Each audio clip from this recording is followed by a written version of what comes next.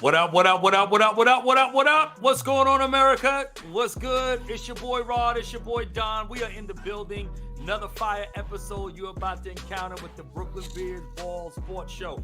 We are in the building, and before we talk about this, crazy Wildcard weekend, my God.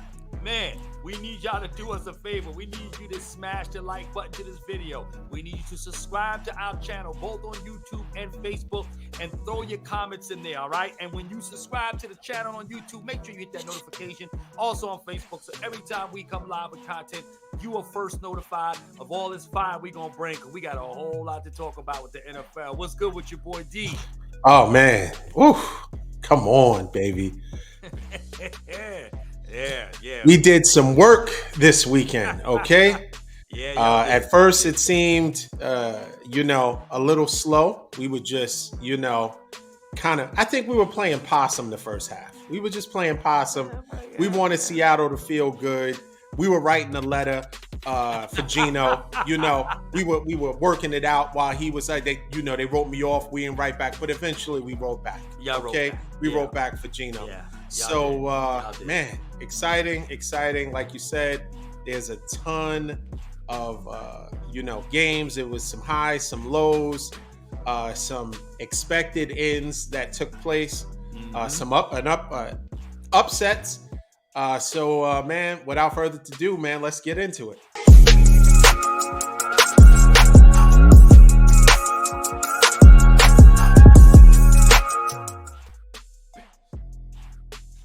Wildcard weekend, man. Amazing football played. Wow. We had some really, really great games. Crazy. Compelling games. Some games like that we thought were over in the first half turned out not to be over. Yep. And all of them were, for the most part, competitive games that you really you had to be on the edge of your seat, whether it was your team or not. They were exciting games. Mm-hmm. But let's recap what we've already discussed. The games that we've already previewed. Let's start with the San Francisco 49ers versus the Seattle Seahawks. Okay, well, as it was stated, this game started off interesting. We moved the ball down the field, no problem. And that was how we had been playing for the last, 9 weeks. So it was like, okay, more of the same. But Gino and the Seattle Seahawks responded, and it was a good response. They actually started scoring. They started moving the ball. DK Metcalf had a great game. Overall, he had a really great game. Mm-hmm. The defense, although we were looking good in the beginning offensively, defense was giving up plays that we normally don't give up. Right. And we weren't tackling the way we should in the beginning. So it allowed Gino to feel a little bit comfortable. He couldn't loose, and they started scoring on us. And it was like, okay, all right. Mm-hmm. Brock Purdy started first couple of series. He was sailing balls. Yeah. I mean, there was a few plays where Debo was wide open on a slant, missed him, sailed it over his head. Yep. So it was kind of, okay, I'm a rookie. I'm pick 262, and this is real. This is win or go home, right? So although I was, Mr. Irrelevant, now this is a very, very relevant game. This is for all the cards because, hey, listen, we know in the NFL season and especially in the playoffs, you don't have a series to get it right. You have to make adjustments on the fly, right? Because it's win or go home, and that's exactly what they did. Second half, it was pretty much all Niners. And let me run down a few things because, I know that you joke around with Brock Purdy and what you don't. I'm going to help you put a little respect on his name because, our last show, you said all he has to do is and then look and then do this and do that. Okay. Right. First rookie ever with 4 touchdowns. 3 passing touchdowns and 1 rushing touchdown. That's Brock Purdy. 23-year-old Brock Purdy. Number 262, by the way. Youngest in NFL postseason history with 300 yards and 3 passing TDs. That's Brock Purdy. That's number 262. Tied the NFL rookie record with 7 straight games with at least 2 touchdowns. And of course, he has over 100 passer rating. What else? First rookie to win a playoff game in a decade. I know it gets boring because he's really rocking. 18 of 30, 332 yards, 3 passing TDs, 1 rushing TD. Amazing. What can we say about it? I was really encouraged by the way we were able to adjust to what Seattle was doing. Although Pete Carroll, I said, Pete Carroll is a veteran coach, right? So he's seen stuff. He was able to try to throw different things at Brock Purdy, and Brock Purdy responded. He was able to move out of the pocket. He showed good pocket presence. He was able to hit, Brandon Ayuk, arguably a number 1 receiver on many teams. I know you disagreed with that, but we balled out, and I'm really pleased. And guess what? And this is the most exciting part. As it worked out, because Minnesota laid an egg. Guess who you guys play tonight? And the winner of that, guess who they play? They play the San Francisco 49ers. The floor is yours. Yes, yeah. Don, let's nice take there. It was good stuff you said there. And your 49ers clearly dominated in the second half, no question about it. And as expected, I told you before the game started that this is a game that people were probably going to watch while they're in the park or out with the family in the grocery store. Heck, I almost reserved my ice skating family time for Saturday, to go ahead and do that while that game was being played. But, I thought better of it. I said, we'll do it on Sunday. But here's the thing. All of what you said is right. We already saw, we know, listen, Purdy looked good. He played well. Second half, you guys made the adjustments. You handled business as you should. But let me share something with you guys, okay? There's a little bit of I would say, something to now focus in on a little bit when it comes to the Niners.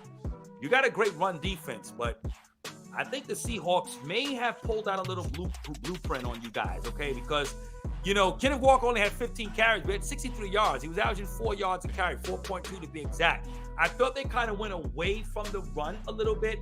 They had some trickery, some slight misdirections, fake handoffs, some, what appeared to be some RPO type plays, and it kind of threw your defense off a little bit. They were running the ball quite nicely in that first half. And so I don't know going into the game. If Tampa Bay wins tonight, they won't be able to do anything with you guys with that because they can't run the ball no matter what. And Brady is not a threat to do anything. Okay. So Cowboys may, depending on how creative Kellen Moore can get, but I think, the Seahawks showed a little something there where there could be some vulnerability in the run defense of the 49ers. I'm not saying that it looked bad and, it was all of a sudden it's an Achilles heel perhaps or something that was, completely discovered now that could take the 49ers down. But there is something to watch, okay, because they did run the ball against you guys pretty effectively. And to me, this game came down to one play, and that was the fumble. The fumble, and about 3 times where the Seahawks were called for an ineligible man downfield. Like, I don't understand how many times you're going to get that call in the same game. It's like, I don't understand. Where's the discipline with your offensive linemen? Because they had a 1st and goal, or just about it, maybe, or it might have been, and excuse me for not remembering all the details on the nuances of that play, but they had at least a 2nd and goal or something where they completed a pass. I think it was to Lockett. And now you got a situation where it's a favorable down and distance, and you're inside the 10-yard line for that matter. Illegal man downfield. That brings it back. They tried to hit Metcalf on the fade. That went incomplete. And then all of a sudden, the next play, there's a fumble.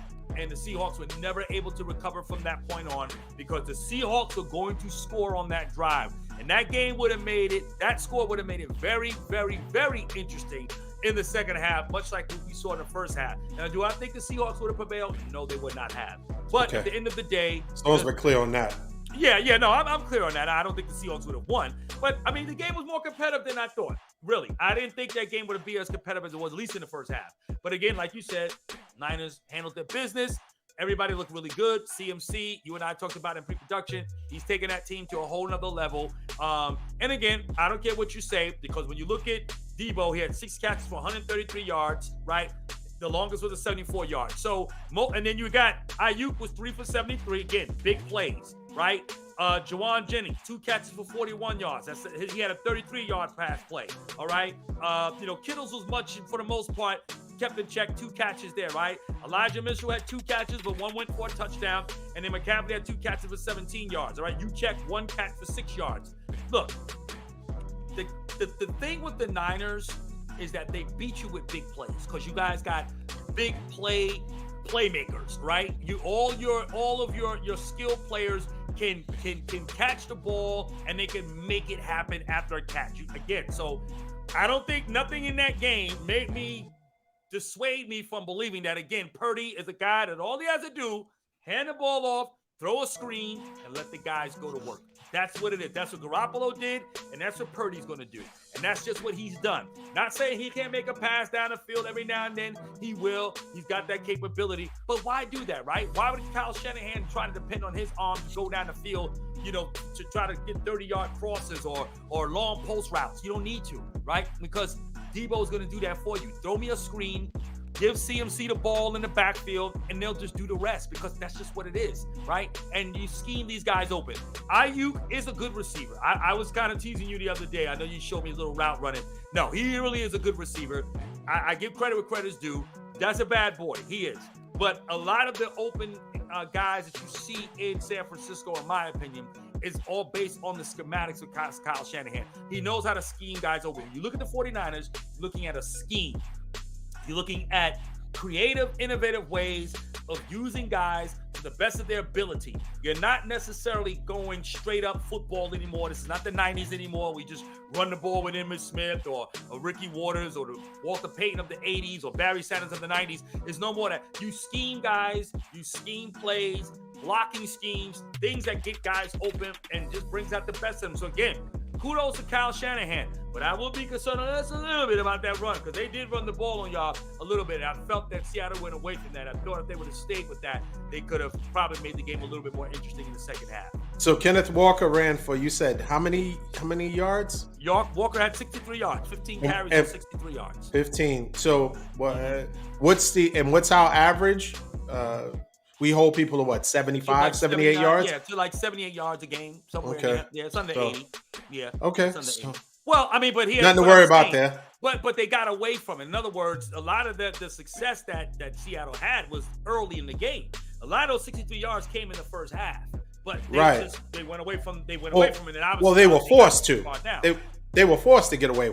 But I thought even when it was close in that third quarter, they still could have perhaps still kind of ran the ball a little bit more. But nevertheless, those 63 yards came in the first half. If that game gets close, if they don't get that penalty and that turnover, they score, they're still in the mindset of running that ball. And that wasn't the only turnover. That wasn't the only turnover. Well, that was the big turnover that turned the game. Yeah, it was pivotal, obviously, but yeah. Geno is Geno, right? Did we expect it's a good story, right? But did we expect Geno to really put the team on his back and really win? He didn't play bad. I mean, he had a 98 quarterback rating. He was 25 of 35, 253. 2 TDs and a pick, and then of course the fumble. But he got sacked 3 times, lost for 25 yards. I mean, look, he wasn't great, but he wasn't bad either. You know what I'm saying? He wasn't bad. No, he wasn't bad. He looked pretty good. He played like a Dak-ish type of game. Let's move on to the next. All right, let's move on. We both, and just for the record, we both picked the 49ers to win. We were both correct in that.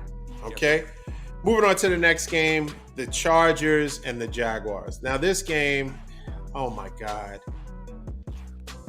This is, okay, so I'm going to go out on a limb with this and say that the Chargers head coaching position is going to be vacant very soon. They probably, out of respect for MLK, didn't fire him. They want to give him an extra day of, to observe the holiday. But that job has to be vacant Tuesday. Tomorrow that job has to be vacant. There is no way that Trevor Lawrence gifts you 3 turnovers in the first quarter. Yeah. And when I was watching the game, I said, you know what the problem is? That should be 21 points.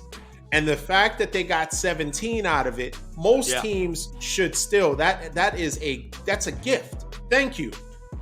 17 points off of 3 turnovers. Now, mind you, Trevor Lawrence had 4 turnovers.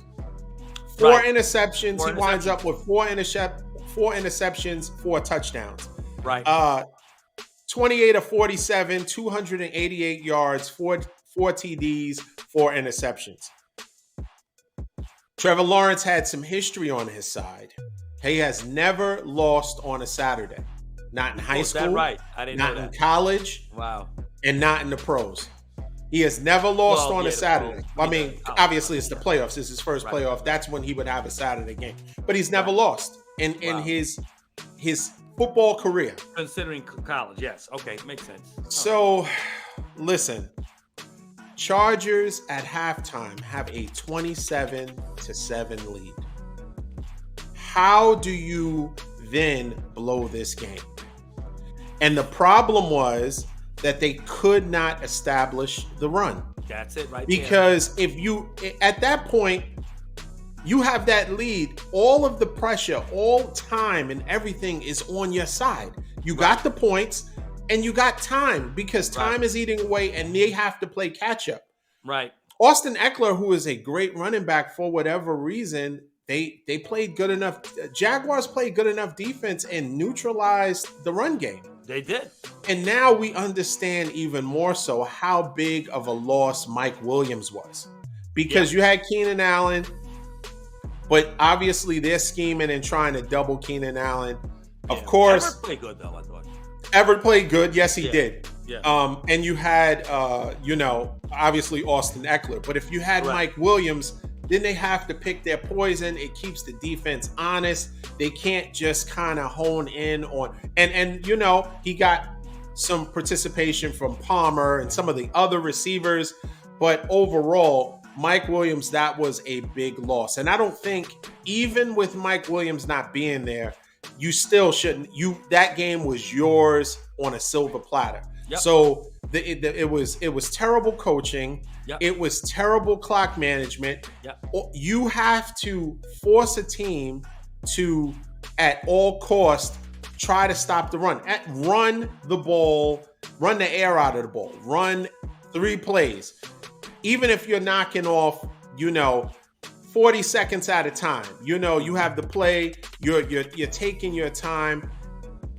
They didn't manage the clock well, and as a result, if you're going 3 and out and a team is aggressive, they have more weapons. They were a healthier team coming into it in the first place. They obviously there was a huge edge in coaching, right? Right.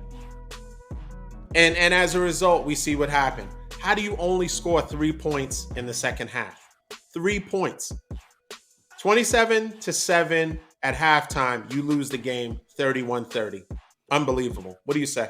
No, I totally agree. I think you hit it on the head. The difference in this game was the Jaguars' defense. Jacksonville shut down the run game. I mean, Eckler only had 35 yards for the entire game on 13 carries. So that's, 2.7 yards a carry? So the run game was completely shut down, not neutralized, shut down. And you would rely on your run game when you're up by 27 points, right? Because you kind of want to eat a lot of clock. And you're kind of thinking to yourself, okay, we got this game. Just don't turn the ball over, control the clock. But the thing is, you got to get first downs. And so I put a lot of pressure on the fact that the Chargers and the offense that they run and not being able to score more points is a problem. And this is why you got to understand, if you're up by a lot, take it from me, being a Cowboy fan, I know these things. You understand that when you're up by a lot of points, you have to be able to run the ball effectively, but you got to get first down. So if you're not getting first downs on the running game on behalf or through the running game, then your quarterback has got to make some plays. Your quarterback has got to be able to get the ball in some guys' hands to move the chains. And that's really what it all boils down to, right? So you're gonna focus on your run game if you're up by nearly 4 scores, and then you're going to at least pass when necessary to be able to get the first down that you're going to need. Or in some instances, and some will argue that the philosophy should be you keep your foot on the pedal. You keep doing what you've been doing in the first. I don't care if it's 27-0, right? Ask Indianapolis about that. Ask, again, we're talking about the Chargers from Saturday. You got to keep your foot on the pedal. You cannot give any team life of any kind. It doesn't matter now, okay? It doesn't matter what the stats say or what analytics are telling you. You got to keep scoring points. Sports is all about whatever team has the most points win, okay? It's not about who you can shut down. It's who you can score more points than. And that's what the Chargers did not do. And unfortunately for Staley, I think he's a good coach. A little piece of me feels it would be unfortunate if he gets fired because I do think he's still a good coach, but I think he's not the guy, based on what we've seen the last 2 years, that knows how to get his team in a situation to win important games and to go to that next level. Because we know the NFL is very impatient. Gone are the days of the Chuck Knowles, the Tom Landrys, the Bill Walshes, where guys are there for a long time, able to build strong programs and be able to build dynasties. Dynasties are over now, right? Because the NFL intentionally created parity in the league. So you got to win now. You got to at least be on that trajectory. You got to be able to have a winning season, and then from that, goes into a playoffs, then go a little deeper in the playoffs, and then ultimately a Super Bowl, right? And then we saw the Bengals was almost a complete anomaly last year. But what do you see? You see them now going to the next round, right? Again, even after making a Super Bowl appearance to be a young team. So you got to win now. And Herbert can't get to that level of where you see the Josh Allens and the Joe Burrows going deep into the playoffs because he just doesn't have the coach that can take them there. So that's what you got to do. But be careful with this. So I say this to you, Don, and I'll end my slide with this to say that when you look at the situation with Sean Payton, and I think the Chargers would be a nice fit for him. We talked about the Broncos also being another nice fit some weeks ago. But remember, you're going to have to give up draft capital, okay? The New Orleans Saints are just sitting there waiting because nobody can do nothing until the Saints come into full agreement of what those picks are going to be. And that's what you got to think about. Are you willing to mortgage away draft picks, particularly a team like the Chargers, still a young team, still building, and do you want to do that? And Sean Payton is a guy that's going to build his team from free agency because he likes to spend money. So he's a money spender. So those are things you got to think about. But he would be great for Justin Herbert and to get him to that next level if they're able to change out the coach. Yeah, I think, and you're right. I think what they're asking for the Saints is a first-round draft pick. I don't know exactly everything they're asking for, but I do understand that there is a first-round pick somewhere in the equation to get absolutely there is the rights to Sean Payton.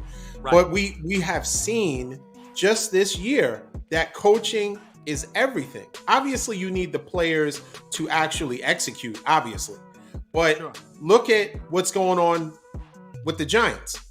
That is a direct result of coaching. Obviously, Saquon Barkley being healthy, right? Sure. Oh, big. But if you look at what Danny Dimes has been able to do under the coaching of Dable, that is because whether he believes it or not, obviously the coach believes in Daniel Jones.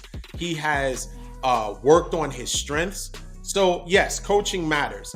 And I think whether it's as far as the Chargers are concerned, if it's Sean Payton, if it's John Harbaugh, I think that there are some options that will be better than definitely than who they have now. And the problem is that he has given, although it's been a small sample size, in not really in coaching, because usually coaches are, it really depends, but coaches can be on a short leash. He has shown enough that he's not able to elevate the play of that team because they had enough. They were missing pieces, but when you get handed that type of opportunity and it's not a slam dunk, you're not the person for the job. Totally agree. And let me tell you, probably he'll be fired Tuesday. On Wednesday, he'll be on an interview for a offensive coordinator's job, or he'll land on his feet.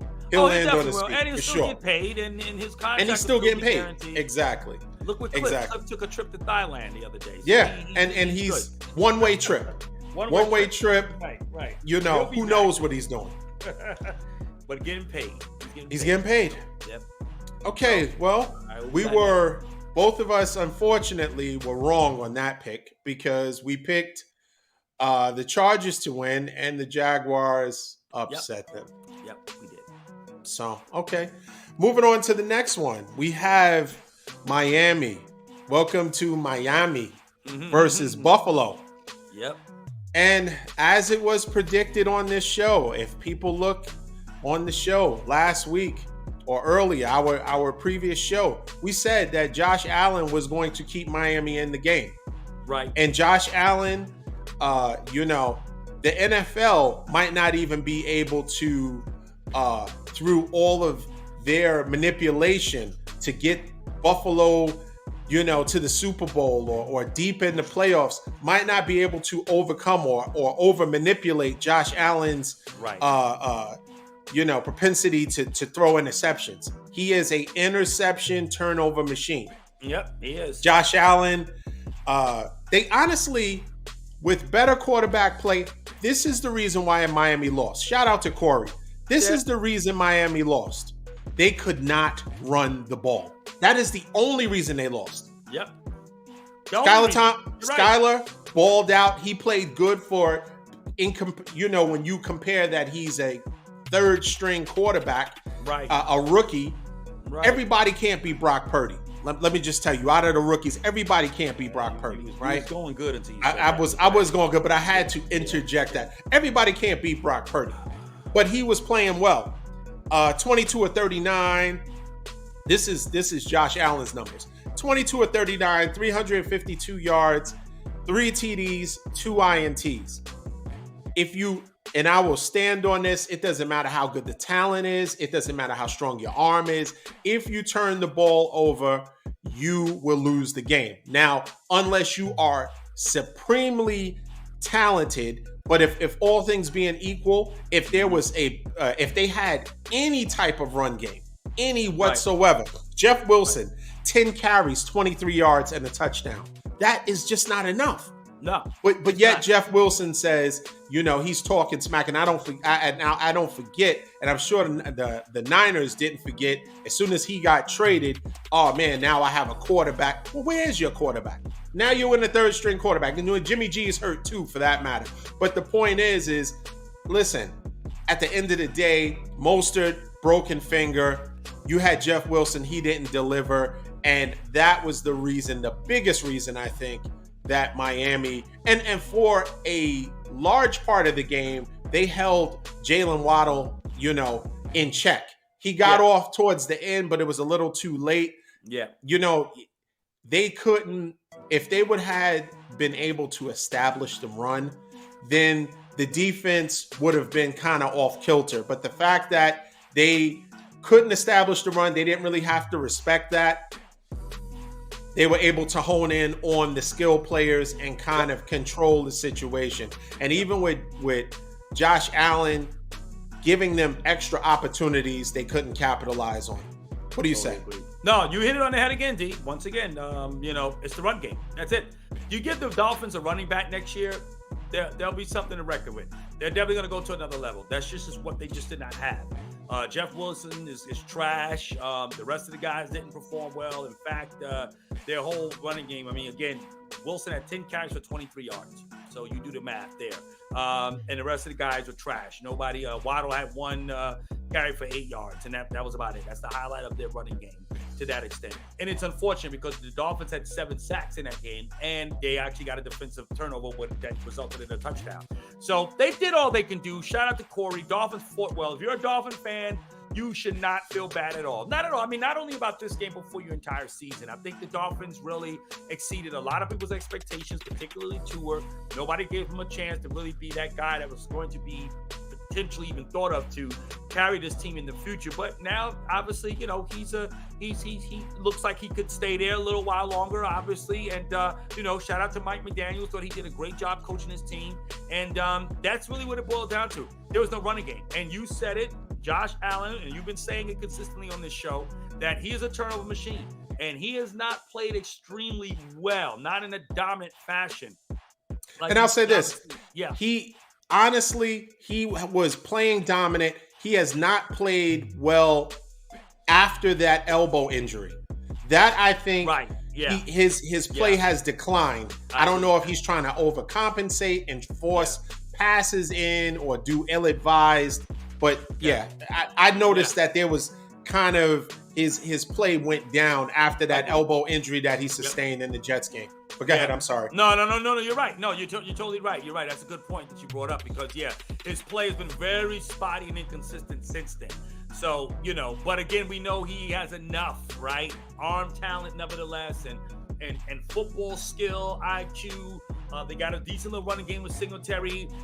Still got the weapons. They can still get the ball downfield. So they have enough to overcome Allen's injury. But that play is going to hurt you at some point. It almost hurt you in this game. And it's going to hurt you when you start playing even better opponents, a.k.a. the Kansas City Chiefs, okay? So, it's going to get tough. It's going to get hard. And the Bills, that was scary.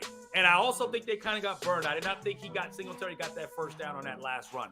I think they kind of cheated him on that. But I don't think it was much in my mind the way the game, if I recall the dynamics of that, it wouldn't have mattered anyway because there was still enough. They couldn't stop the clock either way. So they set another down to go, and they would have just ran the clock out. So either way they got the first down or not, I don't know how much of a difference would have made. I could be wrong in my the nuance there as far as those dynamics go, as far as the time clock was concerned. But at the end of the day, shout out to the Dolphins. They played as well as they could. Skylar Thompson threw the ball 45 times. When your third-string quarterback is throwing the ball 45 times, you have no chance of winning. So it's typically hard. Rookie quarterbacks, they want you to lean on the run game. And if he's throwing 45 times, that's what Tom Brady does. That's what, Mahomes. Great quarterbacks, Mahomes. And he really doesn't have to throw that because he has enough, with McKinnon not to throw 45 times. So that lets you know that it was skewed in the wrong direction and exactly. It wasn't going to be successful. That's a recipe for disaster to throw that many times. Totally agree. But, we were actually correct on this one. We both picked Buffalo. Ultimately, we thought Buffalo, but we did say that it was not going to be any 14-point victory, and they barely squeaked out and won the game. And they they barely won. And so Miami has a lot to look forward to. Yeah, they do. They have a great coach. Now, what I do think they ultimately have to do, fins down, they're going to have to get rid of Tua.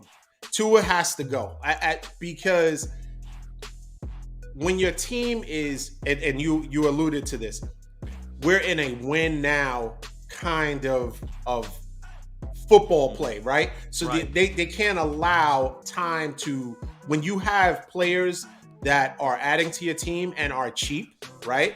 Relative to the position, you have to maximize that window. That's why it's so encouraging. So you once again, Derek Carr, yes. I think Derek Carr, I saw something where he was actually, he was at a church and in Las Vegas, and he was talking about, he was encouraged by the situation and telling people not to feel sorry for him, that, he feels encouraged, at the end of the day, because he has a lot to be thankful for overall. It didn't work out with the Raiders. It didn't work out with Josh McDaniel. Cool. But he still has a lot to be thankful for. So he's being optimistic. I think there will be several suitors that are looking for his skill. I mean, there are a ton of vacancies where he could fit in. So who knows? He's definitely going to land on his feet. He's definitely going to find a team because he's a good player. And sometimes, just like anything else, you just need a new voice. You need a fresh start. You need a new opportunity. And, I think that's going to work out for him overall, you know? So the next game, this was the upset. We had both picked this as the upset of the weekend, the major upset of the weekend, which was the New York Football Giants versus the Minnesota Vikings. Minnesota, as we had said, they're frauds. Kirk Cousins didn't play bad. I'll highlight the positives. No. Kirk Cousins didn't play bad. Except the last play, but go ahead. Yeah. Except the last play. Mm-hmm. But you have to, and that falls on coaching as well as him because he's a veteran, right? So he's not a robot. He should know if it's 4th and 8, I can't throw for 3 yards, right? Because TJ Hockenson is a good tight end, but I should be going number 1 to my main playmaker. And that's Justin Jefferson. Why am I even TJ Hockenson had a great game. Yeah. But when the money's on the line and I'm pushing all the chips to the center of the table, I have to go with Justin Jefferson. Absolutely. And I didn't see him at all. So they didn't scheme him open. They didn't, and they have a good coach, actually. The Vikings have a bright future. They have a good coach. Yeah. I would say that, unfortunately, Kirk Cousins, it's hard to say. He has hit his ceiling, right? So he falls into that category of a person that will always have somewhat impressive regular season numbers, but you can't depend on him, right? You can't really depend on him to take you over the top. Now let's talk about the football Giants. New York Football Giants. Daniel Jones, as predicted on this show, was balling. He balled out in the air and in the run game. We predicted that he would have 75 yards. He had 78 yards rushing. 17 carries, 78 yards. 24, 35, 301 yards, 2 TDs. And of course, needless to say, the biggest thing is Saquon Barkley. A healthy Saquon Barkley. Yeah. All the people that said, why did the Giants waste the draft pick on him so high? But now you see why. He is a difference maker when healthy. He is a difference maker. Now, just imagine. Now, although, remember, there were several teams in the Odell Beckham kind of sweepstakes. Imagine if Odell goes back, a healthy Odell goes back to the Giants. Now you got something.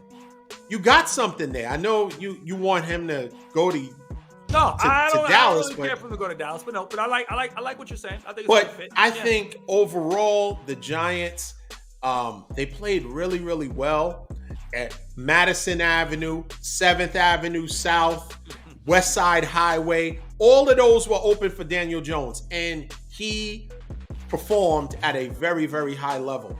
And shout outs to him because, New York, both of us are from New York, so we understand in general, the scrutiny can be very difficult to deal with. Absolutely. They're loyal fans, but at the same time, they're critical and they're going to be matter of fact in your face. If you're trash, they're going to call you trash. You're going to be trash on the back page of the Post and the Daily News. You're going to the news cycle trash. People will see you shopping at Whole Foods and call you trash. They don't care, right? So he had to deal with that on top of the fact that they didn't give him his 5th-year option, right? Right. But now he's in, and who knows if he is the long-term option. They may franchise tag him, right?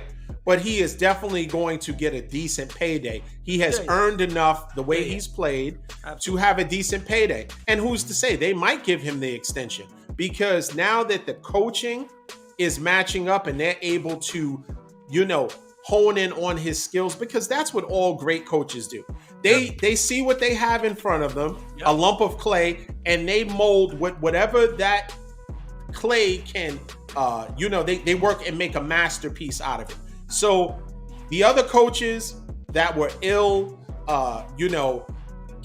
they were not the best fit for him offensively to work on his skills. He's a mobile quarterback.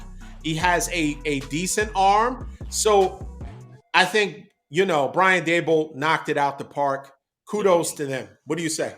No, I agree. I think Daboll, coach of the year, in my opinion, as well as the fact that I think the Giants did a smart thing by not signing or picking up that fifth option for Daniel Jones to give Daboll an opportunity, right, to assess him, to see what he can get out of him. Because clearly, if this season was antithetical to what you see now, then he's gone. Daboll's going to bring in his own guy or try to at least, draft somebody that he likes, and then he gets to have the quarterback that he likes. But I think when you look at the Daboll situation and what he did with Daniel Jones, you hit it on the head. A lot of that has to do with the success of Saquon. And Saquon being healthy, comeback player of the year, in my opinion, I kind of thought he was written off, because running backs, when they get hurt like that, ACLs and things, it's hard. It's hard because they're afraid to run the way they used to run, the cuts, the different way they plant their feet in the ground.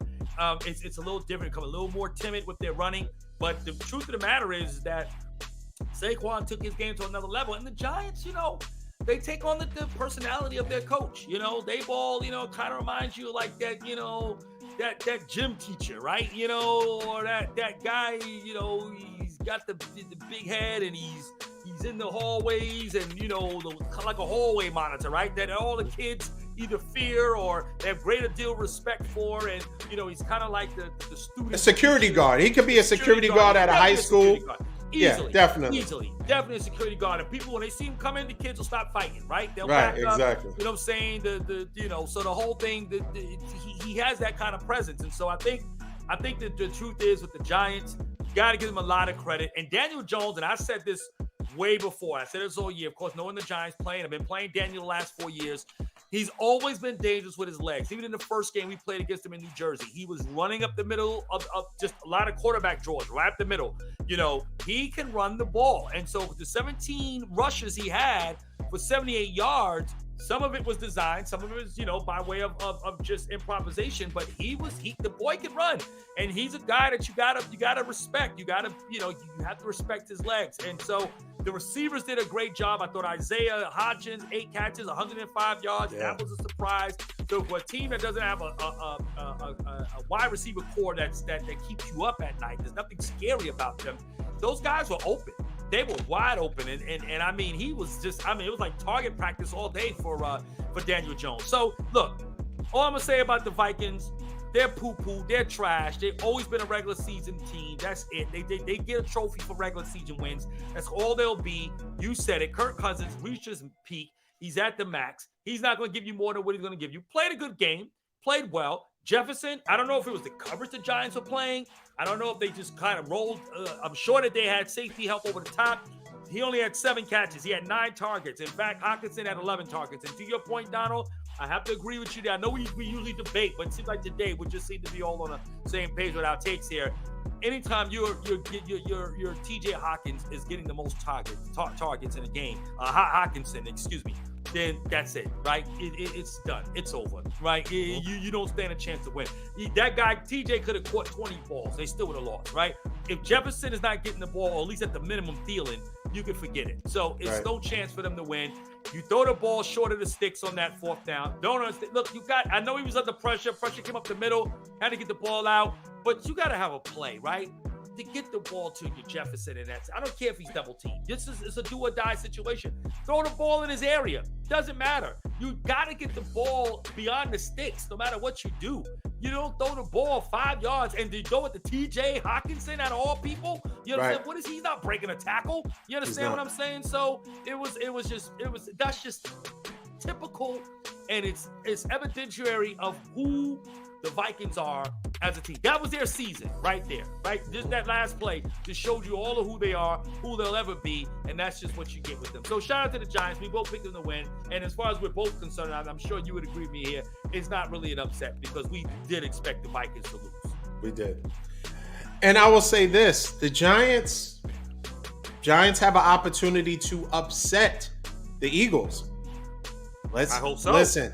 I hope so. They have a very good chance to You would upset want that, the I'm Eagles. sure, right? Because you don't want to go to Philly to play. Do you want to go to Philly? We'll go anywhere. It doesn't matter. Our defense travels. Our fan base travels. There's no problem. Philly, I hear they have good cheesesteaks. So we'll go to Philly. Ain't no problem with Philly. Okay? So we'll go to Philly. It's not a problem. But I will say this. They lost. The Eagles have lost they lost Lane Johnson, right? Yeah. And we don't know where Jalen Hurts is in his recovery. I mean, is he 100%? Can he sustain some hits, and can he re-aggravate it? Because if he does, and Gardner Minshew comes back out for whatever reason, it's over. Oh no, it's a wrap. No, it's over. God, it's a wrap. But I mean, you gotta say though, you gotta think he's a lot healthier than he is. Meaning, Jalen Hurts. That is Jalen Hurts. Excuse me. Thank you. The Jalen Hurts is more healthier now than he was 2 weeks ago in the last. Sure. Right. So he's gonna be, and it's a playoff game. Unless short of his arm falling out of his socket, he's gonna play. Right, even if he gets hurt in that game, he's gonna find a way to continue to play. You know what I mean? So, I still would pick the 49ers or Dallas in that game if we go there, because I don't think the Eagles are that team. I don't think. I know a lot of people love them. And I don't know. I don't. And it's not because I have NFC East 8 for them. They're not all of that. They're a good team. They're not all that. I would definitely say the 49ers are the team in the NFC. Probably the team to beat now in the entire NFL. Okay, we just got to see what the Chiefs look like in their first playoff matchup. But right now, you got to say the Niners, and I think the Niners would definitely beat the Eagles, and the Cowboys can definitely beat the Eagles, but they only beat us by 8 points early in the season with the backup quarterback. So, and we beat Dak. Had a phenomenal game outside of that one interception he threw to Sweat when he caught the ball in midair. Outside of that, okay, Dak balled out in that game, okay, against that vaunted pass defense that they have, okay? So they're not all that. So I won't worry about them either, So, yeah, the Giants, I do think the Eagles will win, but I don't think the Eagles are better than the Cowboys or Niners. They are better than the Giants, but I don't think that they're better than Cowboys and Niners. So, they will lose at home. So that's just my thing. Okay, I'm sorry. There's no problem. Yeah. Okay. And anyway you cut it, it would work. Whether we have to go to Philly, it's not a problem. Yeah. Shout out to Scrap, and he's a big Philly, a guy I used to work with in New York. Oh, okay, gotcha. Yeah. Okay, he's a Philadelphia Feeble fan. Yeah, he's a big Eagles fan. Yeah. So we'll see what happens with that. All right. But if they happen to lose, then that means we host yet another game in Santa Clara, which would be fantastic. That means the Super Bowl would come through us. Oh yeah. And then And I will say this: I may be going out on a limb here. I do have some conspiracies that actually may come to pass, but I will say this: the Chiefs are on upset alert. You heard it here first. The Chiefs on upset alert. Okay. So I think they play the Jaguars, do they not? They play the Jaguars, right? You think they're gonna lose to Jacksonville? It's possible. It's possible. I know you don't believe it. It's possible. Coaching, obviously, Peterson has come off of the Andy Reid tree, right? Yeah. So he's familiar with him. But I just don't see, honestly, however it happens, and maybe I'm wrong, I just don't see the Chiefs making it to the Super Bowl. And I really, if you squint, I don't see them making it to the AFC Championship game. I think it's going to go through Buffalo. Whether it's manipulated or orchestrated that way, I think some way, somehow it goes, the AFC Championship game goes through Buffalo. And the only way that it goes through Buffalo is Cincinnati has to lose and the Jaguars have to win. D, let me tell you something. Do you see the distance between you and me right now? You're on the West Coast and I'm on the East Coast. That's the distance between Travis Kelce and the next threatening defender. Those guys, listen, those guys are so wide open, and Mahomes is going to have a field day. Listen, I hear what you're saying. Now, look, I've been with you for most of the part, but if you think the Chiefs are going to lose to the Jaguars, okay, and the way that they played against the Chargers in that first half, okay, I mean, it'd be a great story, and you even know, Don Spearsy, that they're not trying to get into no AFC Championship game after flipping a coin. They'll come to Atlanta. Nobody wants to see Trevor Lawrence in Atlanta, not the NFL, not at all, okay, if they got to play Buffalo, all right? So you either want Joe Burrow, you want Patrick Mahomes, or you want Josh Allen in the AFC Championship. Not Trevor Lawrence. Not now. Next year, but not now, okay? Now with all of this stuff going on, that's going to kill their ratings. The only people that like the Jaguars are those in Duval County. That's it. They have no fans, all right? So that's about all you're going to get there. So, I don't see that happening. The Chiefs, I think the Chiefs, look, if I had to go in my head, I'll say this now, America, so y'all can hear me, because again, as I always say since the show began, I'm a reasonable Cowboy fan because I love the sport of football, and so I understand how to separate my heart and my mind, okay? I want my Cowboys to win it all, obviously, right? But if I had to just go in my head, it will be the 49ers and the Kansas City Chiefs in the Super Bowl. That's what I have in the Super Bowl. And the Chiefs would prevail. The Chiefs will beat you because they'll find a way. I don't think because y'all haven't played a legit offense yet. You know what I'm saying? Oh my God. I don't think. Yeah. Come on. Yeah. Y'all haven't played a legit offense. Okay. All right. So let me ask you a question. If you guys win today and we play you, will that be a legit offense? It would be. It definitely would be. And if we smash you guys, then will you leave that alone? Will you stop saying? I promise I'll come off that point because it's been proven otherwise. So yeah, I would have to then no longer make that point. But until then, are we better than we were last year? Yeah, because Purdy's better than Garoppolo. At least it appears to be. Yeah. And CMC, right? And CMC, absolutely. Right. So we're better than we were last year, right? Definitely better than. What did we do in the playoffs last year? Y'all went to the you guys. Game. Oh, to us? It came down to the final play of the game. I didn't ask you that. I didn't ask you that. Of the game. Okay. So when people look it up, y'all didn't blow us out. Y'all beat us. Is it a W? Blow us out. Is it a W or an L by that? W. It's a okay. W. So 3,000 years from now, when the Martians come, right, and they find some old artifacts, they find that hat you got on, right, and they pull it out and they say, "What is a cowboy?" And they look it up, right, because they already have a computer that's probably in their skin, and they pull up that game. Is it going to have a W or an L by what you did? No, well, because they're going to do further research, like most people do with archaeological research and different things in computers. They're going to get to the details of that game because somebody's going to know, well, how did Dallas lose that game? And then they'll come to find out, and they will rewrite history. And they will say that the Niners were not that much better than the Cowboys on that day, except the Cowboys just didn't know how to get the ball off in 13 seconds. You know what I'm saying? So it's more of their buffoonery than it was the dominance of the 49ers. But y'all have to play. Look, y'all played the Chiefs early this year, right? They put up a 40-burger on y'all. Now, granted, CMC wasn't there, and you didn't have Purdy, okay? But here's two things I want to say to you, America, before we move on to this last game here. Two things I want to say. Purdy, in my opinion, is still essentially Garoppolo right now, right? Because we've seen Garoppolo win games for the 49ers. We've seen Garoppolo, with a steady hand, lead the 49ers to victory. He has a winning record. He's 2-1 with his winning record with the 49ers as a starting quarterback. Purdy has done more in the playoffs than Garoppolo has done. And I'm not knocking Jimmy G, but he's not the same person. But no, he's not. But no. But what I'm saying is this: when you talk about what they've accomplished up to this point, and Purdy still doesn't have a lot of resume yet, right?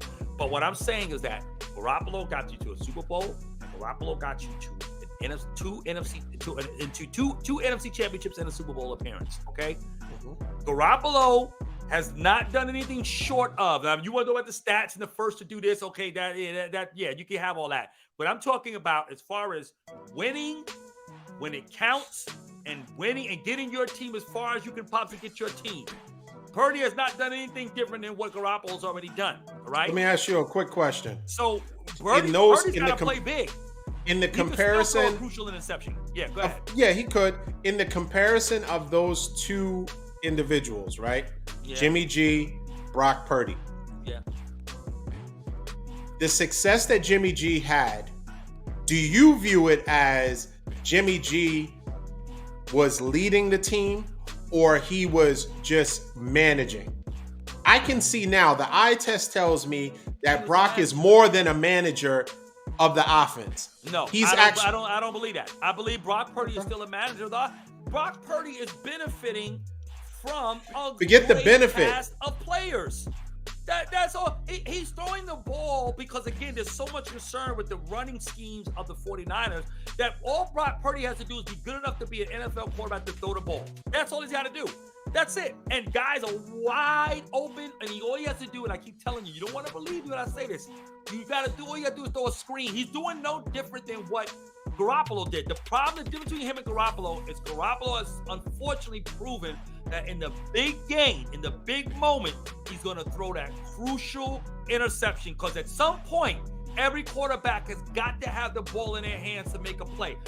Purdy does not have to do that yet. There's no game yet this season, even on Saturday's game, where Purdy had to have the game in his hands. He can't rely on CMC. He can't rely on a screen pass to Ayuk or Debo. He was going to have to put the ball in his hand and make a throw. Garoppolo had to do that, but he came up short in major occasions. That's the difference between the two. The verdict is still out on Purdy, okay? There's more good games left to play in these playoffs, okay? And the stage gets bigger, the lights get brighter. At some point, he's going to have to make a play, and he's got to be able to get his team over the top as a quarterback, all right? And that's the thing. And don't y'all sleep on Shanahan, too, because Shanahan, we tend to dismiss Shanahan. He was part of that 28-3 debacle in that Super Bowl, okay? He didn't make the right play call in that game. He's just as much to blame as Dan Quinn and Matt Ryan than anybody else, okay? So, and he's come up short in the Super Bowl with the Niners, came up short last year in the NFC. So, you know what? He's just a better version of what Dallas is, okay? He could be a lot of hype and get you there, but he ain't going to win. He hasn't won a big game yet himself, okay? Great coach, mastermind, innovative player, play caller. He can devise plays. But let me tell you something. He's got to win the game too. All right? I don't want to hear nothing about him being off the hook. He's just as much to blame for Garoppolo's mistakes as anybody else, okay? Now, we're going to see if Purdy can be that guy. Because at some point, D, you're going to need Purdy to play like an NFL quarterback to win a game, a matchup, or make a play. And that's going to come down to it. Because right now, he's cooking with grease. You could go out there and do what Purdy is doing right now. If you got enough arm strength, you can get the ball to Kittles, who's wide open, to Ayuk, who's wide open, to Debo, who's wide open, and just throw a screen to these guys and let them do the rest. Because that's all he's doing. That's it. Like I told you. And all he does is this. That's it. Every time you see someone Purdy does this. That's it. That's it. That's all he's got to do. Throw and just go like this because he knows this guy. They could be at the 2-yard line, a screen. He's going to throw the screen, go just like that because YCMC is going to run 98 yards for a touchdown. That's all. That's all you got to do. That's it. Simple as that. Okay. You know what I'm saying? All right. Well, anyway. Are you done? Are you done with that? I'm done. Okay. I'm done. America, right. He don't want the truth. He don't want the truth, America. Okay, Go ahead. Let's move on to Baltimore and the Bengals. Now I'll say this. The Bengals are in trouble.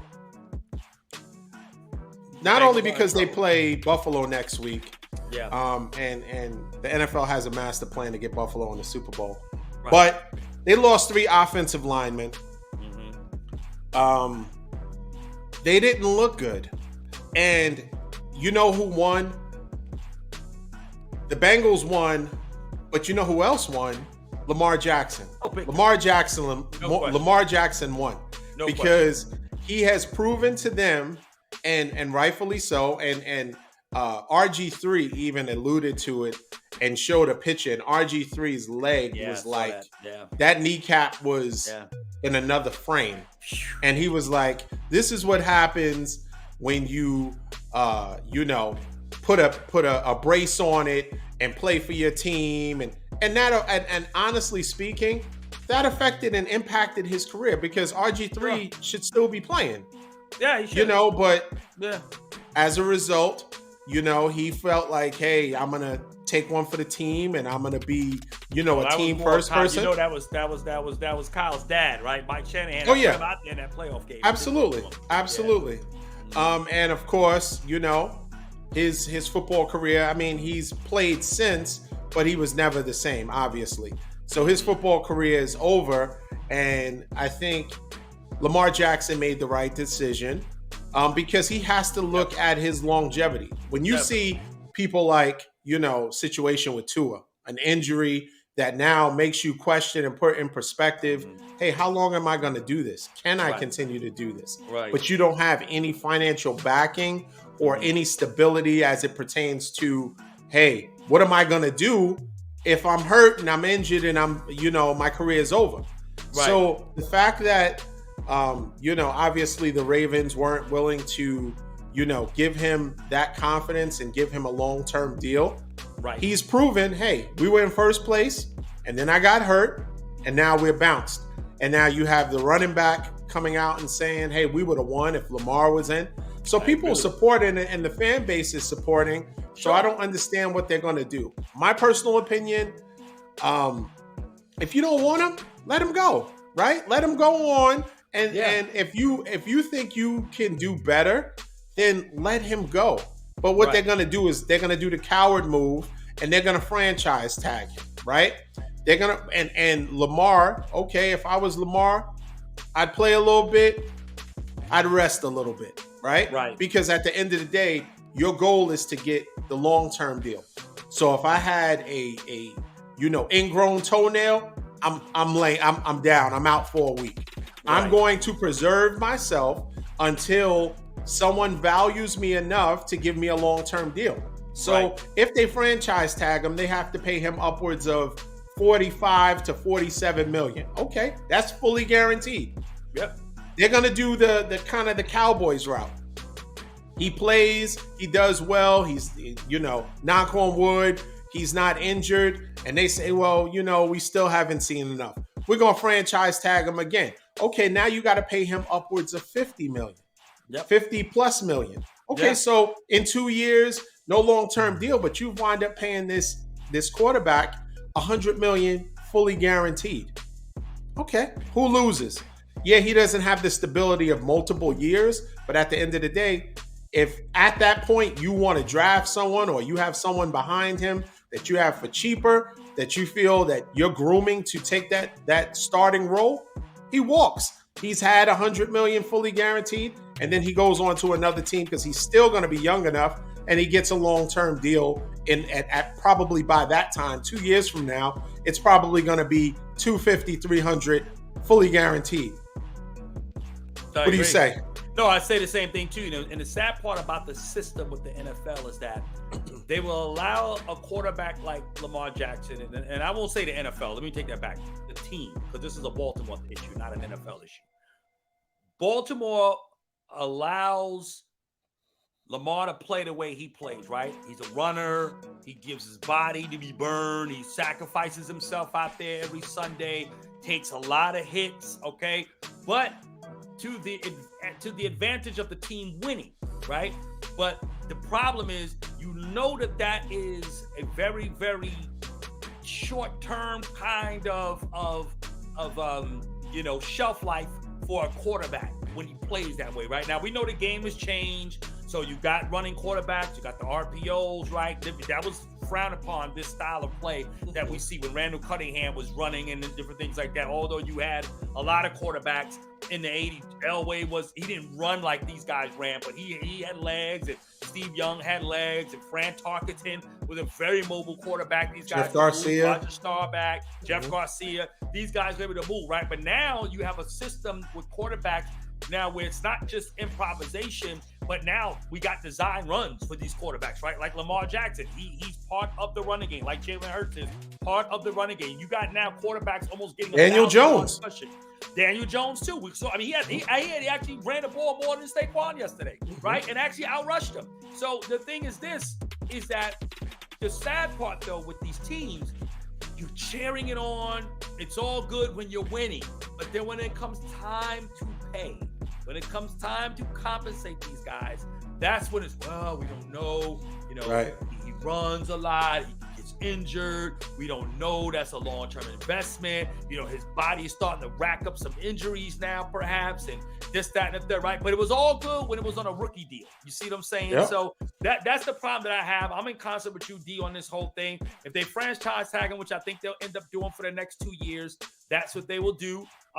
It's going to cripple their salary cap for those 2 years in doing such a thing, but they don't have the long-term commitment to a guy who I'm believing they're presuming will not be able to stay healthy in the long term. But at the end of the day, if you're not going to pay him, then you got to trade him, right? But the truth is, then you say to yourself, well, man, you know, in all honesty, and I think you was about to make this point, they would beat Cincinnati, right? Not only because they're divisional foes and they know each other well, but that game, Cincinnati stands no chance in that game if Lamar's playing. In fact, they almost lost yesterday. You know what I'm saying? I mean, so you when you look at that, they stand no chance without Lamar Jackson. They can't win without this guy. He won enough games to put enough equity and capital in the regular season for them to even get to this point. And so that's the thing you got to think about. And you got to think about your fan base and how upset they would be if they see Lamar walk.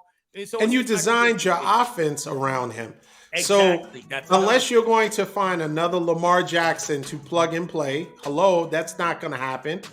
You're going to start over. Yep. And who's to say that your offensive coordinator is going to be able to pivot to the new style of the quarterback that you think you're going to draft? That's going to be so much better than Lamar Jackson is right now. So it's a lose-lose situation for the Ravens. It's a win for Lamar Jackson, big time. Totally agree. Big time. So, yeah. So, I think, J.K. Dobbins, listen, man, I understand his frustration. He ran the ball well yesterday, too. I don't know why they didn't give him the ball. And I don't understand what Huntley was doing. Like, why are you jumping? They were technically like on the 1.5, 2 yard line. Right. Why are you trying to, unless you're Walter Payton of the 80s and you can leap really high above everybody, like you're not doing that. And you're going to try to stick the ball over at this thing. Like that just didn't make sense to me. I didn't like the play call there. And it's he jumped straight up instead of jumping out. Because you've seen with I think Trevor Lawrence, they were doing, I think, a 2-point conversion or they were on the goal line, and I think he stretched out for a touchdown. Exactly. He jumped forward and stretched out. But Huntley jumped straight up and presented like it was almost like the Lion King. He had the football in the air only for them. Get Simba out of here. Get that out of here. And then ran it back. It was just it was really bad. Game was over on that play. He played really well, I thought. I mean, considering all things, he did have an admirably good game, but it just seemed like why he stumbles a lot. Like every time he's backing up, he's stumbling, bumbling. And then on the plays, on the RPOs, he's running. And it looks like he's trying to get some momentum, but he's stumbling again. It's like the guy could never stay upright. Like he just doesn't have this fluidity with his legs or something. I don't know what it is, but yeah, it's unfortunate. But I'm gonna chalk this one up to Cincinnati playing a division opponent that knows them well, and that's part of the reason why I would give them a benefit of the doubt that they struggle. They should have lost that game, but I think they'll fare well when they play. Who do they play? Golly, I'm drawing a blank here. So we got Kansas City and Jacksonville. Who's Cincinnati playing next week? Buffalo, right. I think, and before obviously, the DeMar Hamlin injury, they looked really good on that drive, Cincinnati against Buffalo. Mm-hmm. So I think they'll play a lot better against Buffalo than they did against Baltimore last night. So we'll see. But but tonight's the night. We did pick ultimately the Bengals to win, and they did win. Yeah, they did win. Yeah, the Bengals did win. Yeah. So we were pretty good, except for the Jaguars. Yeah, the Jaguars. But let's get to the last game. Whew. The Dallas Cowboys versus the Tampa Bay Buccaneers. Now, initially, I had to really think about this and dissect this. The NFL is about narratives. They're about storylines. they're about ratings, right? Because I read something that the NFL during the regular season, their ratings dropped 3%. They're Right. about ratings, right? And Right. what would be a bigger box office game than the San Francisco 49ers and the Dallas Cowboys meeting in Santa Clara? My gosh. And initially, we made our picks, and I initially picked the Tampa Bay Buccaneers to win, and I knew it was going to be close because Tampa Bay is actually the Cowboys are a 3-point favorite. Mm-hmm. And so initially I was like, you know what? And I will stand by this. If Dak plays a clean game, there is really, from a standpoint of a team, the way the teams are constructed, there is no way that they should lose. The Cowboys should lose to Tampa Bay. You don't have a mobile quarterback. Tampa Bay doesn't have a really good running game. You have an injured running back, and you have receivers, but if you have a pass rush and that can get after Tom Brady and put him in some uncomfortable positions, he won't have time for Mike Evans to get open. Mm-hmm. So I would like to think that the Cowboys should pull this off. And I think that the NFL is further incentivized by that happening. So here is my prediction. I am going to change my pick. And I normally don't do this, but I have to be, the tea leaves, everything. I'm looking, I'm watching, I'm seeing what. So initially I had the Cowboys losing to Tampa Bay 21-19. And I think you had Tampa Bay winning 27-24, right? And I'm going to revise my pick, and I'm now going to pick the Dallas Cowboys. Dallas Cowboys are going to win 24-23. So they'll win by 1 point. You guys are winning by 1 point. Okay. I do. All right. I do. Okay. I do have the Cowboys winning 24-23. And well, now what that does is, I will tell you all of how that works. The people that blindly say no matter what, Tom Brady 7-0 against the Cowboys, he's going to be 8-0, he's the GOAT and all that. The NFL has a way of softening the blow, right? Because the word is that Tom Brady's not going to even be in Tampa Bay next year. He's going to Vegas. There's talks he's going to San Francisco, which is not going to happen. Why would we, with quarterbacks all over the place that are young, and full of vigor and vitality, we're going to tell them, hey, y'all sit, and we're going to take a 46-year-old and we're going to play with him. That's not going to happen, right? No.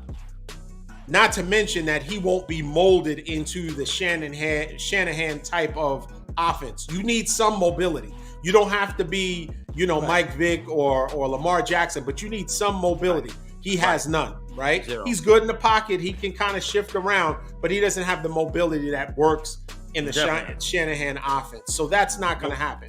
So with that being said, most likely, I think Tom Brady is going to go to Vegas. He's familiar with the head coach.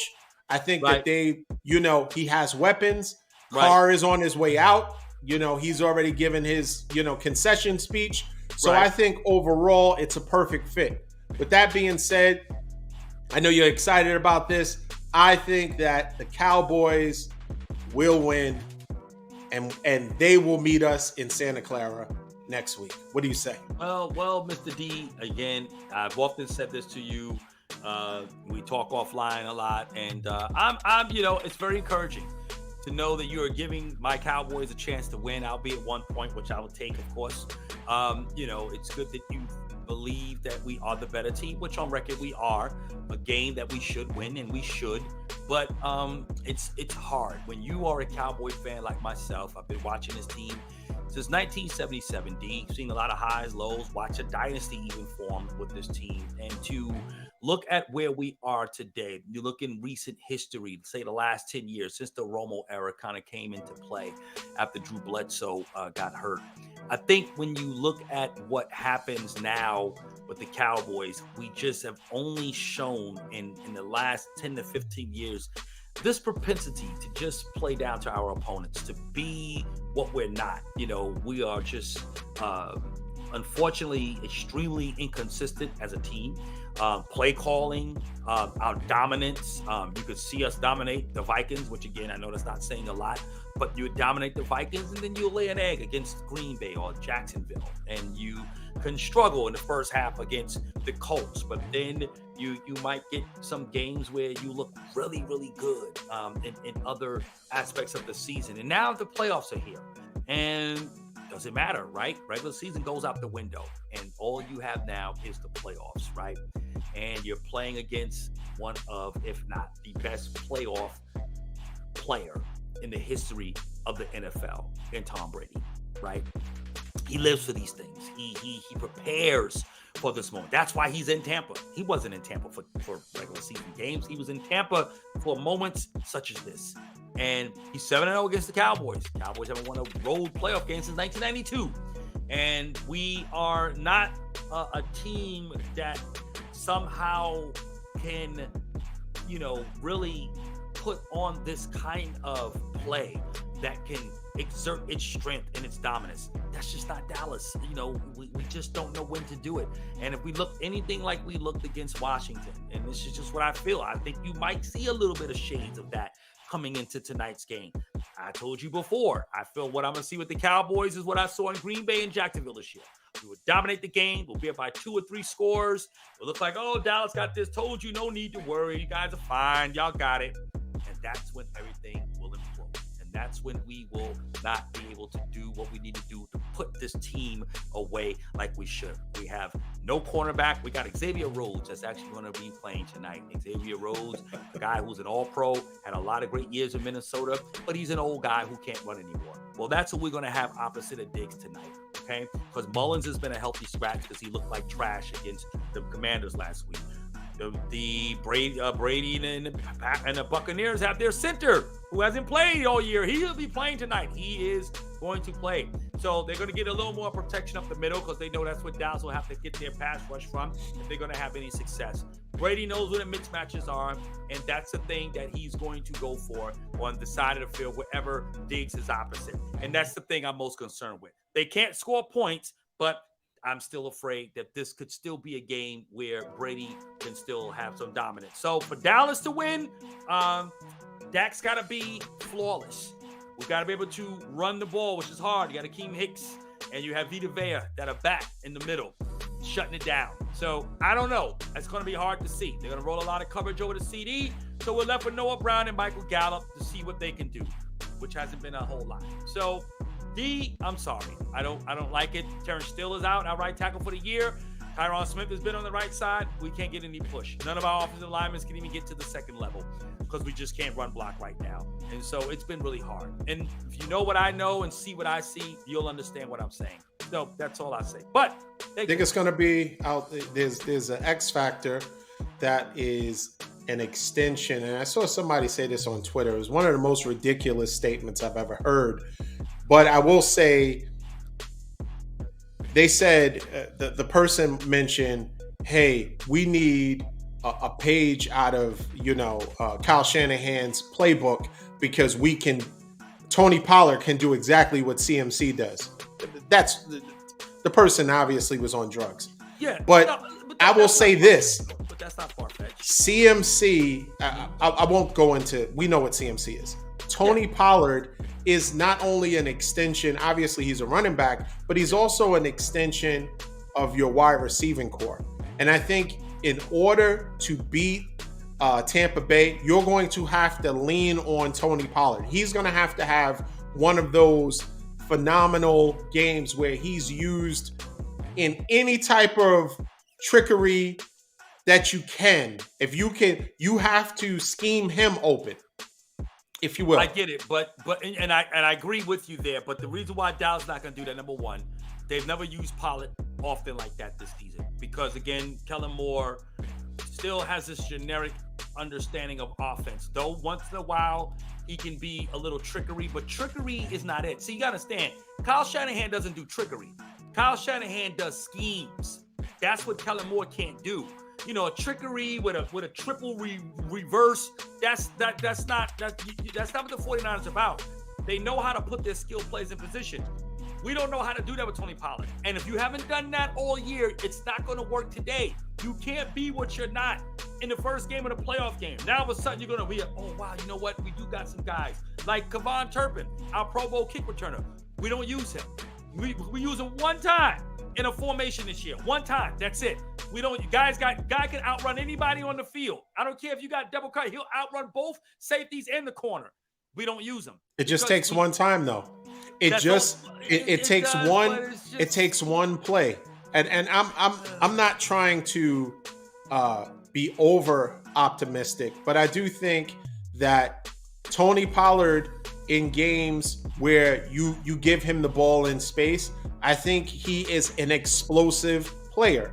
And if you can get any type of push and let him get to the second level, I think he is faster. I don't think Tampa Bay's defense is that great, to be honest. No, it's so not, but I think it's going to be a big Tony Pollard game. If I would pick somebody, still, though, even more than CeeDee Lamb, I think Tony Pollard is the difference maker that will make or break you guys winning or losing the game. Although I have you guys winning. Yeah. Well, like I said, since Terrence Steele went down, Dallas has not rushed over 100 yards, and Dallas is averaging only about 3.5 yards per carry when Terrence Steele since he went down. So we can't run the ball. Terrence is, and you might say, well, that's just one guy in the offensive line, but he's a huge factor at that right tackle side. And so with him and Zach, it's been great. Now you got Tyron Smith, who is a Hall of Fame left tackle, but since Tyler Smith has been playing on that side, the rookie, Tyron Smith wants to play on the right side, which is fine. He looked okay in the Jacksonville game for a little bit, but now he's getting play. In fact, he's even saying, I'm struggling on this side of him because all his career, he's been a all-pro left tackle most of his career and Pro Bowler. So we don't have the same push on that right side, and that's the problem. And we don't run well on the left side on that end. McGovern is okay, our left guard, but we just don't get the same kind of push. Bionis is back our center. I'm happy to hear that. I think that'll help us a great deal. But you got them two boys up front, so you're not running up the middle, right? But I guarantee you, D, I guarantee right now, I bet you $20 right now that Dallas is going to run the ball up the middle more than 5 times tonight. You'll see, like idiots. We're going to run right into Vita Vea and to Akeem Hicks. We're going to run right into him. I guarantee you. Instead of sweeping to the outside where Pollard's speed can be an advantage to you, they're not going to do that. What? I guarantee you. Watch. Mark my words, because that's Kellen Moore for you. That's what he's going to do. Same thing that happened in the playoff game back in 2019 against the Rams in the playoffs, and we needed that 4th and 1. What do? We ran Zeke right into Aaron Donald. That's what we did. So, here's the play. Run Zeke right up the middle. There's no quarterback sneak, no pitch out, no type of reverse, no screen, no quick slant, nothing. We're just going to run right into Aaron Donald, and that's how we'll get the first down. And, of course, we didn't get the first down. Dallas, again, they get into their own way. Good team, talented team, but I'm trying to tell you right now, you give Tom Brady an opportunity, he's going to take it, and he's going to beat you. Because there's still no way. I'm still a little salty over last week's loss to a third-string quarterback. It's not good, D. And now we're playing the greatest of all time.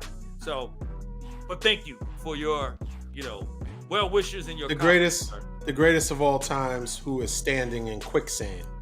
He's been standing in quicksand for 20 years and won 7 rings, standing right there in that. No, I get it. I've been standing right here with you. Right. You got what's her name? Viola Davis and the snot coming out. I was standing right here with you. Yeah, but that's all well and good. But I think overall, if this is it's very simple for the Cowboys to win. Very simple. Use Tony Pollard. Don't turn the ball over, and you'll win. And put pressure on Tom Brady. Very simple. 3 things. Nutso, you hear that, Nutso? You said it's simple. You hear that, nutso? The boy here says he owes me. He owes me. See? Maybe that was a nutso statement I just said, but it's very simple. If Micah Parsons wants to be the man, and he's been talking the whole time, if he wants to be the man, he's going. This is his stage to be the man. He got. I mean, the first time y'all played him, he sacked. He sacked Tom Brady twice. Yeah, he did. He did. So he had an awesome game that game. Yeah. Well, this is win or go home. Solace in that. Win or go home. He's got to step up, no question. Parsons has got to get pressure. Yeah, he can't have a quiet game. But you put pressure on Tom Brady. Yeah. You use Tony Pollard effectively and efficiently, and don't turn the ball over. Because the problem is giving Tom Brady those extra possessions will be costly. You can't do it. Not one turnover. I think what you need to do is get some sack fumbles. That's what you guys need to do. You need to get the ball out of Tom Brady's hands and get him nervous around his feet and now thinking and trying to get the ball out so fast. Oh, we can do that. Yeah. If you can do that, you can beat him. If we can do that, if we can get there, I just don't know. And I didn't think I would be on this side of the table trying to convince you, but once again, I will say that the Cowboys will win, but they won't cover. And in those terms, Vegas wins and we win because we see a better the game next week would be a better the competition level would be better. It'd be a more exciting game. Nobody wants to see Tom Brady. Listen, his parents want to see him, but he can always visit California. He can always come back to the Bay Area. I'm sure. Listen, but nobody wants to see him, and I don't mean that in a fearful way. Nobody wants to see him next week. We're growing old and tired of seeing Tom Brady. Yeah. Right? So we want the Cowboys and we want the Niners to be in it. Shout out to Keith. I know he is maybe coming to the game, and if you guys win, come to the game. We're gonna come to the game. I will be there. I will be in the building. Yeah. Let me know if you're going to be there. Yeah. So we could sit next to each other and commune. Keith would give me some solace. Keith would give me solace if we lose that game in San Francisco next week or Santa Clara, and at least I'll have somebody to kind of help. There'll be other Cowboys fans there too. Well, it will be, but then at some point we got to leave the surroundings. But don't. Right? But I'll say this: don't be the Cowboy fan that they catch on camera with the sad face when you guys lose. Don't be that, because they take those and make them a meme. Right, they'll make us a meme. Yeah, right. Yeah. In fact, I think on First Take Today, the guy who was crying at the 49ers game last year, they actually flew him in. He was in the studio with them. Yeah. Oh wow, that's cool. Yeah. It's only Cowboy fans that do this too. But anyway. So listen, a few hours we'll know. It's gonna be exciting. It's gonna be exciting. We'll know. Once again, Rod, it was a pleasure. Yes, sir. This was a great show. Shout out to Infinite Audio. The music is, listen, I almost couldn't even get my takes out because I was like, I was like, come on now. I couldn't even, I'm like, what was my take now? What team we talking about? What team? So, shout out to Kingdom Creative for the production. Listen. Come on. That production is tight. Is fire. Kingdom Creative. Let's go. It's tight, but it's right. That production is tight, but it's right. You hear me? Production is tight, but it's right. It is true. It is true. Right. Listen, once again, thank you. Thank you to the audience. Please like, share, subscribe to our Facebook and YouTube page. Please do, guys. Click, comment. Yes. Listen. So far, look at the playoffs. We've been on point. We've been on point playoff wise. We haven't. I think we know a little something about what we're talking about. Listen. Hey, if there's anything you guys want to talk about, want us to talk about, please. Yeah. Leave a comment. We appreciate it. We appreciate the love that we're receiving. That's right. Tell a friend and tell a friend. That's it. Until next time, thank you. Peace.